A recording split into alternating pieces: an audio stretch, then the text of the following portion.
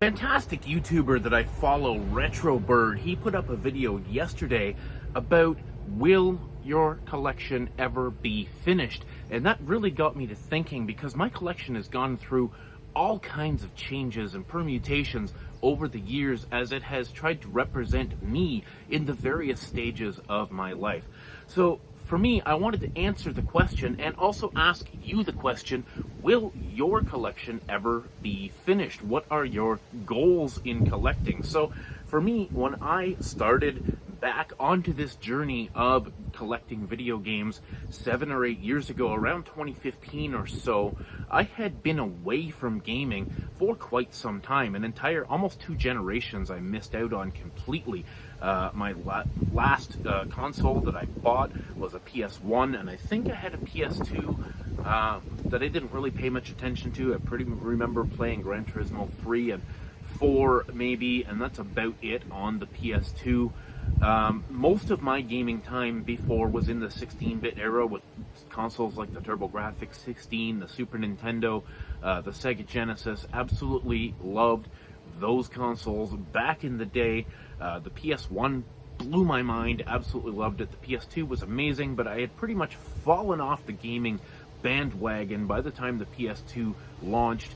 So I didn't pay it much attention. I think I ended up giving it to one of my family members or something, because I was busy working and dating and, eventually having kids and stuff like that.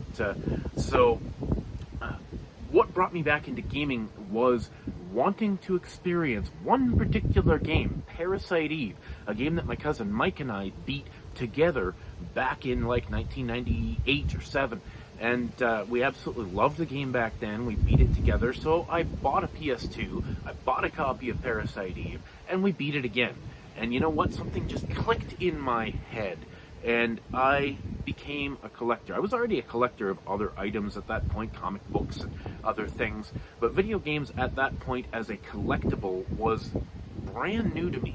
And I didn't know anything about the hobby of collecting video games. I just started going out and scattershot, buying all kinds of things that I had heard of, things that I had missed out on.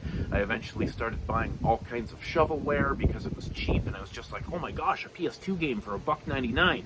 I'll buy it, I'll try it, whatever. So I ended up with a lot of stuff that I really didn't care about.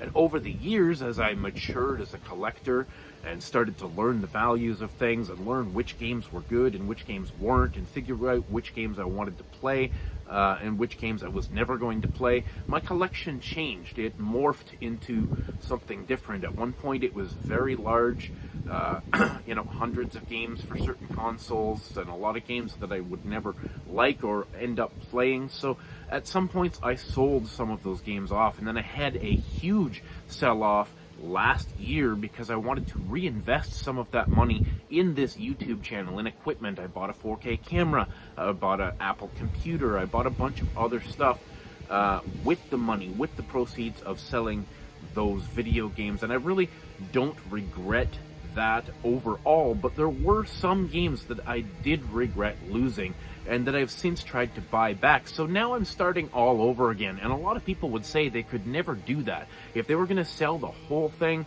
that's it. They're done. They're not going to get into it again.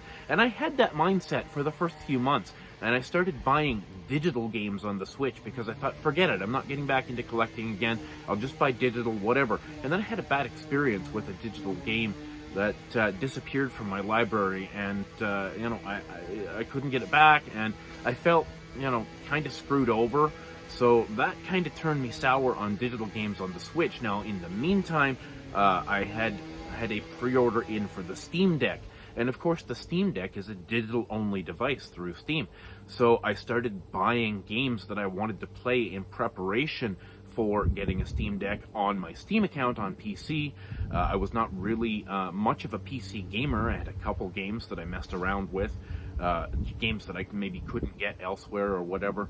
But that really pushed me into the digital marketplace. But then once I got the Steam Deck and I realized how amazing the Steam Deck was, I was even more motivated to build that Steam library just to see what I could experience, what I could do, what I could make this fantastic device run and try. So I ended up with like 75 Steam games in the course of a couple of months, and absolutely love it. But the more time I spent with the Steam Deck, the more I realized that I love a lot of my other devices. I absolutely love my 3DS and the DS and 3DS libraries, but I sold it all. So what do I do, right? So, I don't really want to spend thousands of dollars replacing, Dragon Quest games are like north of $100. Metal Gear Solid is like $150. Tales of the Abyss and, Stella Glow and all these games are expensive. So I started to look down the route of emulation on the 3DS because, you know what, they're shutting down that console, and they're, once a company shuts down, they're not selling these games anymore. I don't really feel all that bad as an old school, retro gamer. I don't really feel all that bad emulating games once they're not really selling them anymore or they're about to. So I went down that road with the 3DS. I figured I had to hack it, and I absolutely love it. But is my collection ever going to be complete? Of course, you can eventually have all the digital games in the world on a hard drive somewhere if you want, but that's not really a collection. So I'm still collecting, but I'm mostly only collecting for the Switch now. And over the last few months, I have started to rebuild a physical collection on the Switch, as much as I originally didn't want to, because I don't know, I feel like I need to collect something physically just to be okay.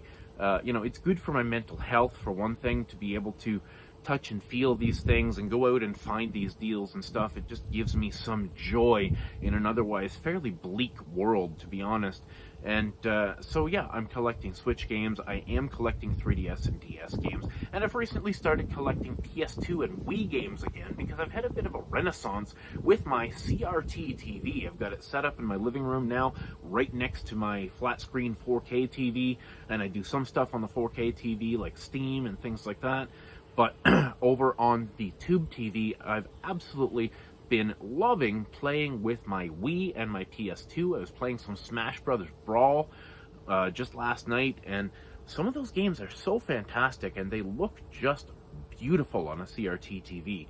So, I've started collecting PS2 and Wii again, but just for the joy of playing those games, and I'm not anymore really interested in buying the heavy hitters just to have them on the shelf and that sort of thing. I'm just having fun with it. I'm buying games like Destroy All Humans on the PS2 and Smash Brothers on the Wii, and I picked up Mario Kart Wii. I picked up a couple of those, what were they called? Trauma Center games. Absolutely love those Atlas Trauma Center games.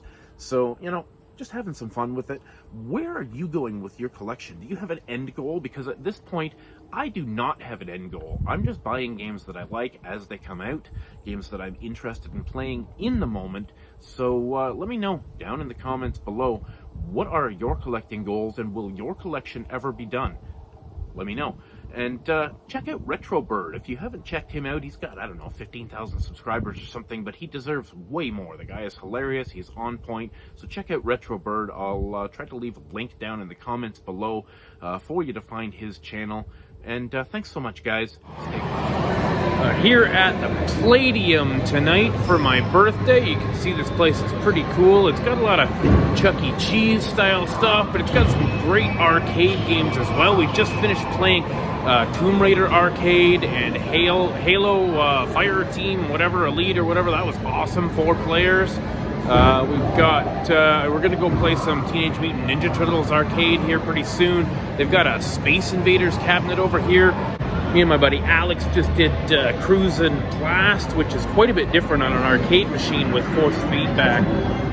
Pretty cool, actually, playing that on a steering wheel. A lot different than on the Nintendo Switch, but you can see some of the cool stuff in here. Just absolutely having a blast here tonight with my friends. Sorry. But I just wanted you guys to see some of the cool stuff in here. This is the Palladium in Whitby, Ontario. Gonna check out this Rampage cabinet here behind me pretty soon. They've got some Some interesting stuff here. ATV racing thing. We've got some like Wheel of Fortune back here.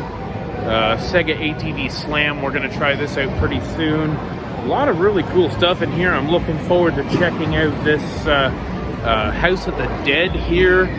Scarlet Dawn. I haven't played that before. I haven't been to an arcade really in absolutely years, so super looking forward to checking all of this stuff out.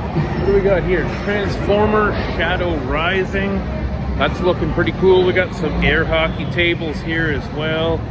There's some skee ball in the back corner. Some Sinkets, like Slinko type stuff here. What else have we got? Super Bikes 3. This looks like a lot of fun here, so we're going to try that out with the 4 of us here pretty soon. So definitely stay tuned. I'll try to get some more video of everybody having some fun later on here.